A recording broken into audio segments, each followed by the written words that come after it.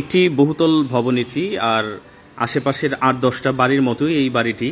তবে এই বাড়িতে একটু ব্যতিক্রম ব্যাপার আছে, যেটা আমি তুলে ধরব কিছুক্ষণের মধ্যেই।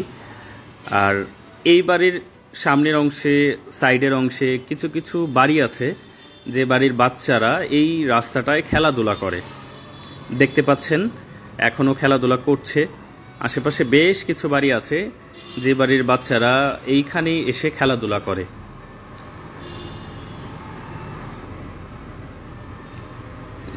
যেই বিশেষত্ব এই বাড়িতে, সেটা হচ্ছে এইখানে যে বাড়ির চারপাশের এই যে দেয়াল, ছোট ছোট দেয়াল দেখতে পাচ্ছেন, এইখানটায় কিছুদিন আগেও কিছু লোহার ব্যারিকেড দেওয়া ছিল এবং এটার ওপরের অংশ ছিল খুবই ধারালো, যেটা অনেকটা তীরের মতো। আপনারা দেখতে পাচ্ছেন, আমি একটা ছবি যুক্ত করে দিয়েছি বোঝার জন্য। আমি কিছুদিন আগে একটা শর্ট ভিডিও দিয়েছিলাম। এই ছবিতে যে অংশটা দেখতে পাচ্ছেন, এইরকমই ডিজাইন করা ছিল একেবারে চারপাশে, বাড়িটার চারপাশে। আপনারা দেখতে পাচ্ছেন, আমি দেখানোর চেষ্টা করছি। একদম বাড়ির চারপাশে এরকম ডিজাইন করা ছিল। ছোটোখাটো দুর্ঘটনা আগেও ঘটেছে, কিন্তু কিছুদিন আগে একটা বাচ্চার শরীর দিয়ে একদম অনেকটাই ঢুকে যায়, প্রায় 2 ইঞ্চির মতো শরীরের ভিতরে ঢুকে যায় একটি রড। ছবিতে দেখতে পাচ্ছেন এখনও রক্ত লাগানো আছে ওখানে। এখন অবশ্য খুলে ফেলছে। আমি যখন ছবি তুলেছি তখন রক্ত লাগানো ছিল, তখনও রক্ত লেগেছিল বাচ্চাটার।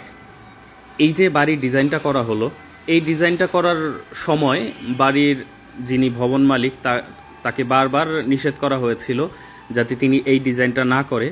তিনি তবু সবার কথা অগ্রাহ্য করে তিনি তার ডিজাইন করেছিলেন, এবং ছোটোখাটো তো ঘটেছেই, পরিশেষে বড় ধরনের একটি দুর্ঘটনা ঘটে গিয়েছিল। তাকে মেডিকেলে ভর্তি করা হয়েছিল।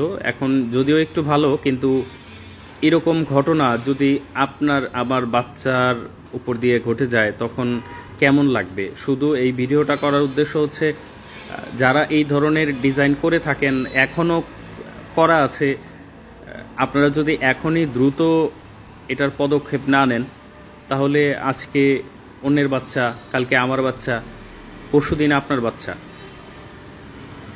এরকম দুর্ঘটনায় পড়ে যাবে। আর যেহেতু একটি রানিং রাস্তার পাশে এরকম ভবন এবং বাচ্চাদের খেলাধুলার জায়গা পর্যাপ্ত না থাকায় এই পাশগুলোতেই যেহেতু বাচ্চারা খেলে, সেই হিসেবে অবশ্যই আরও সতর্ক হওয়ার দরকার ছিল। এবং আপনারাও বিষয়টি দেখবেন আপনার বাড়ির পাশে এমন আছে কিনা।